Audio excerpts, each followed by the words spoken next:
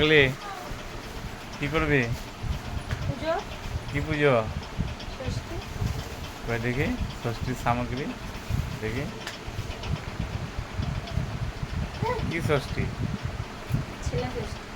খেলা ষষ্ঠী? এগুলো কি ফলমূল নিচ্ছিস নাকি? হুম। ফুল কই? হ্যাঁ, প্রদীপটা খুঁজে পেলাম না।